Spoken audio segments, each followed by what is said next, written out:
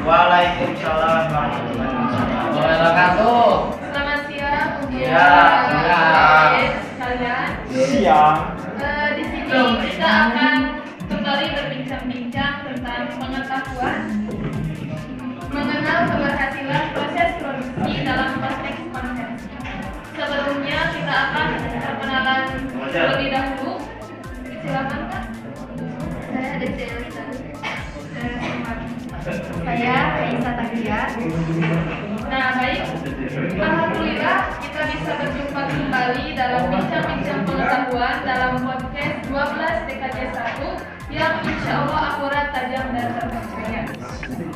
Baik, di sini kita akan berbincang mengenai keberhasilan proses produksi dalam konteks konversi.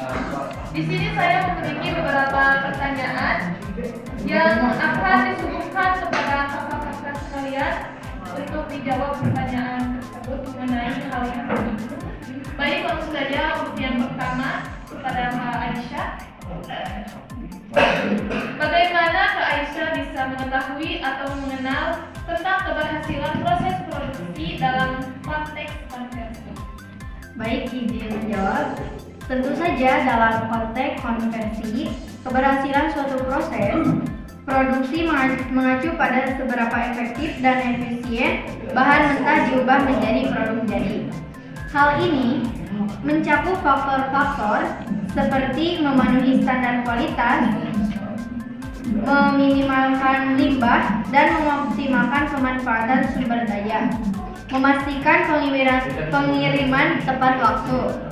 Keberhasilan dalam proses produksi seringkali melibatkan penyederhanaan alur kerja, penerapan praktik terbaik, dan pemanfaatan teknologi untuk meningkatkan produktivitas sekaligus menjaga kualitas produk.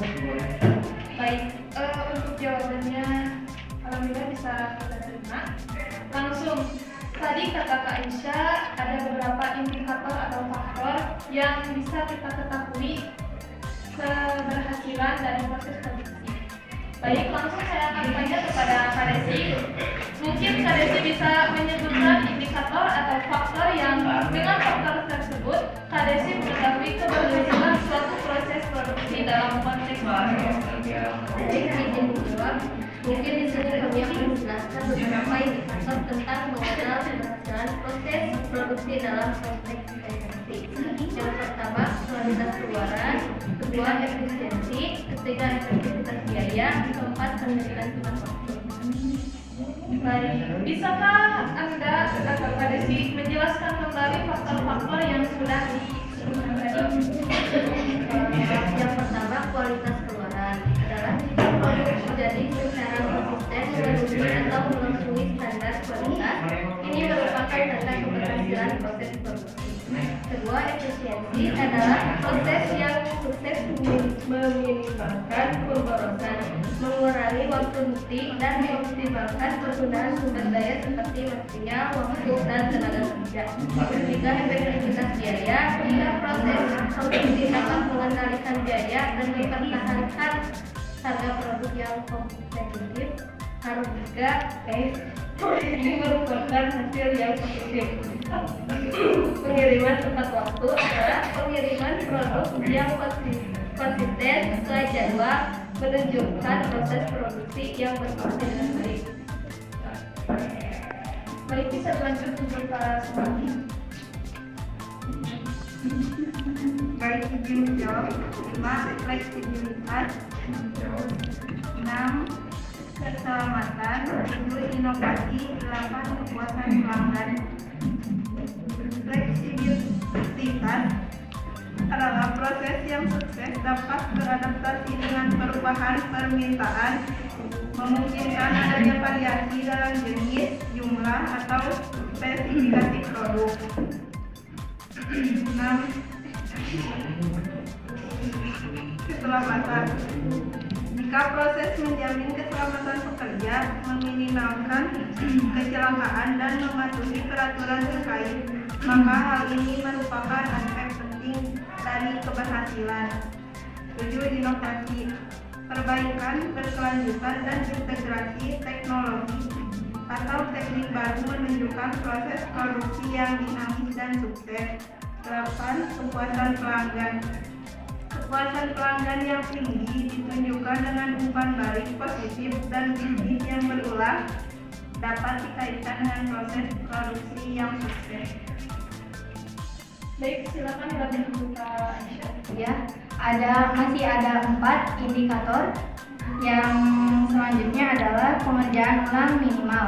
Adalah proses yang berhasil menghasilkan minimal kebutuhan untuk pengerjaan ulang atau perbaikan cepat, sehingga mengurangi biaya dan waktu secara keseluruhan. Dan yang selanjutnya adalah metrik dan data. Yang dimaksud dengan metrik dan data adalah menganalisis indikator kinerja utama atau yang disebut KPI, seperti hasil produksi, tingkat kerusakan, waktu siklus, dan pemanfaatan sumber daya dapat membantu mengukur keberhasilan proses produksi. Yang selanjutnya, keterlibatan karyawan. Pasti tenaga kerja termotivasi dan terlibat seringkali menunjukkan keberhasilan proses produksi karena hal ini menyiratkan kolaborasi yang efisien dan praktik manajemen yang aktif. Dan yang terakhir adalah dampak lingkungan. Indikator ini merupakan proses berhasil juga harus mempertimbangkan keberlanjutan dengan meminimalkan dampak buruk terhadap lingkungan, seperti mengurangi konsumsi energi dan produksi limbah. Baik, untuk jawaban dari masing-masing pertanyaan sudah terjawab. Mungkin untuk secara keseluruhannya mengakui keberhasilan proses produksi melibatkan penilaian komprehensif terhadap berbagai faktor untuk memastikan bahwa konversi bahan mentah menjadi produk jadi berlangsung efisien, efektif, dan selaras dengan tujuan organisasi. Mungkin bincang-bincang kali ini dicukupkan sekian dari kelompok kami. Terima kasih atas perhatiannya. Akhirul kalam. Wassalamualaikum